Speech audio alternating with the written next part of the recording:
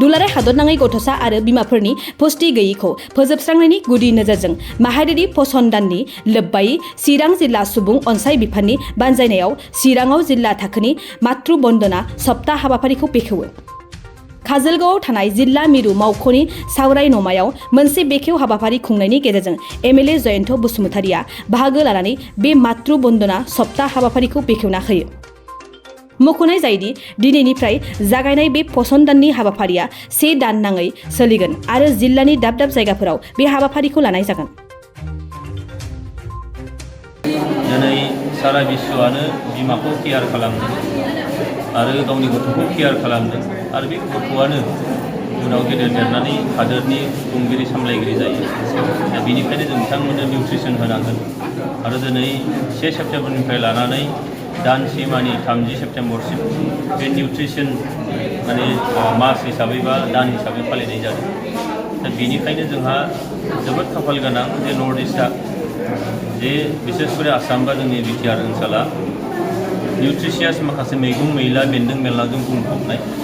दा बेनिखायनो मोनसेल' खामानि मावनांगौ दं बेयाव जे जोंनि बिमाफोरनो बा जोंनि साधारन मानसिफोरनो बबे मैगङाव माबायदि भिटामिन दं, माबायदि आयरन दं, आयडिन दं, बेखौ जोङो खोन्थानानैबो होनांगौ आरो बेखिनि खामानिखौ जुदि जों मावनो हायो दिनै जोङो मेल निउट्रिसन जानायनिफ्राय नोरजिया जानायनिफ्राय जों बारग'गोन।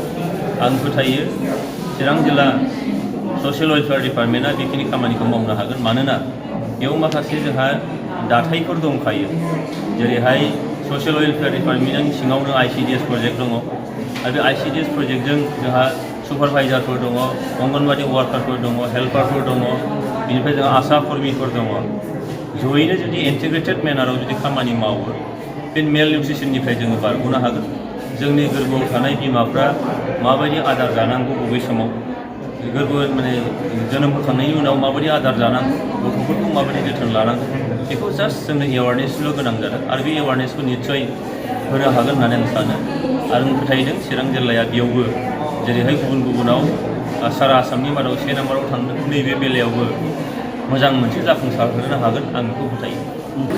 यार उद्देश्य हल जे पोषण माहत आमी 4टा फोकस एरिया राखी।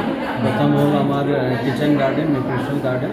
सेकेंड योगार उपरोत आमी विशेष गुरुत्व दिम और थर्ड हल जिखिनि आमार अखमर নিউট্রিশন ট্রেডিশনাল নিউট্রিশন আছে ইয়ার কারণে আমি বিশেষ পদক্ষেপ লওঁ আৰু 4th উইকত আমি আমার গ্রোথ মনিটরিং করিম তাকি আমি सैम और MAM children severely and acute malnourished children को आइडेंटिफाई करी जदि NRC पटुआ हो तो आमी रिहेबिलिटेशन कारण हॉस्पिटल पठाम।